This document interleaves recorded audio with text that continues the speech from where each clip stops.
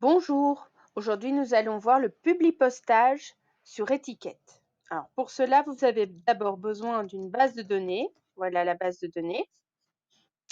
J'ai une base de données évidemment avec le titre Monsieur, Madame, le nom de famille, prénom, une adresse, un code postal et une ville puisque nous allons faire des étiquettes. Et j'ai comme information supplémentaire quelle est leur profession et quelle est la province. Alors pour les exercices que vous aurez besoin, je vais vous demander d'insérer une ligne et sur cette première ligne, vous mettez vos propres coordonnées avec le filtre que nous allons vous imposer pour le test ou l'examen. Donc, vous mettez votre nom, votre prénom, vous inventez une adresse ici. Voilà. Je mets un code postal. Donc, encore une fois, vous devez bien faire attention aux filtres que nous allons vous imposer pour l'examen. Alors, qu'est-ce que j'ai écrit? Je vais aussi vous rappeler que l'adresse de la ville dans une adresse doit toujours être écrite en majuscule comme vous l'avez là. En province, j'en aurai pas besoin pour faire mon étiquette.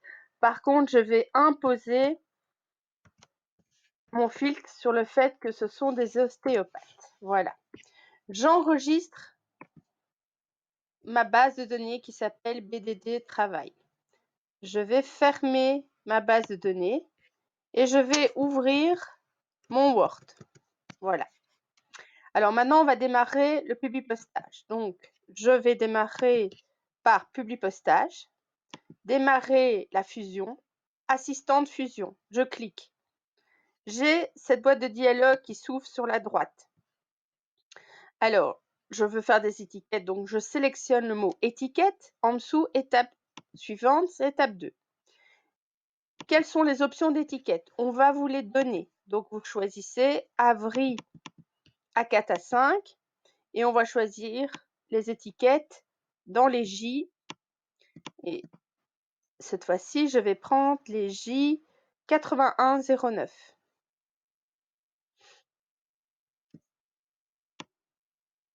Voilà.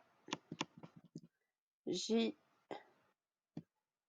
8109. Vous avez ici sur votre droite la hauteur et la largeur des étiquettes. Je fais OK. Voilà, mes étiquettes sont prêtes. Je fais suivant. Étape 3, on me demande de parcourir. Là, vous allez déterminer où se trouve votre base de données que vous avez enregistrée au préalable. Donc, je vais chercher la base de données.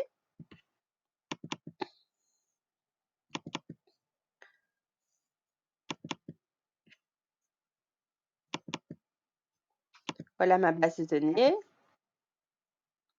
Il me demande quelle est la feuille. Je vais vérifier si c'est bien ma feuille 1. Oui, je vois que j'ai bien tous les noms de mes clients qui sont indiqués. Sur cette fenêtre-ci, vous allez pouvoir filtrer.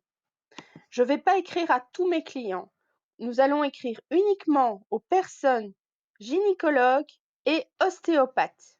Donc, j'ai bien dit 2 métiers différents. Donc, dans quelle colonne je vais trouver ces professions? C'est dans la colonne profession. La profession doit être égale à, et là, je vais mettre gynécologue.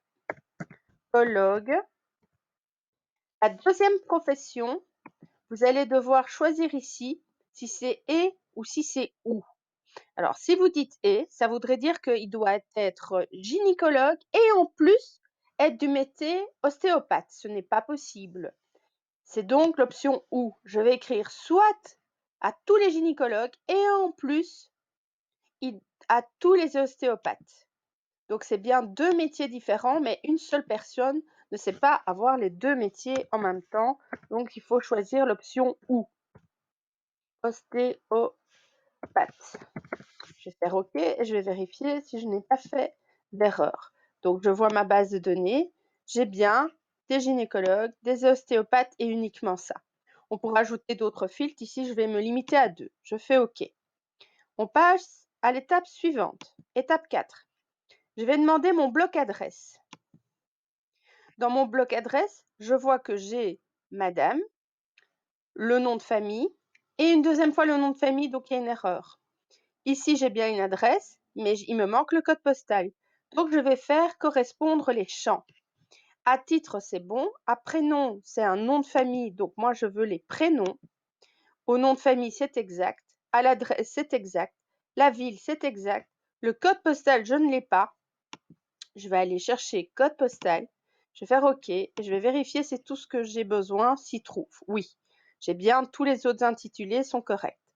Je vais faire OK. Je vais mettre à jour toutes les étiquettes à cette étape 4. Donc, je vais vous montrer affichage à 100%. On voit bien ici qu'il y a bloc adresse, mais ici, il n'y a rien. Donc, en faisant mise à jour, j'ai mon bloc adresse qui s'est mis partout. Je fais suivant et mes étiquettes sont faites. Il suffit de faire suivant et on a terminé la fusion et on peut imprimer. Ici, il y a le bouton imprimer. Voilà.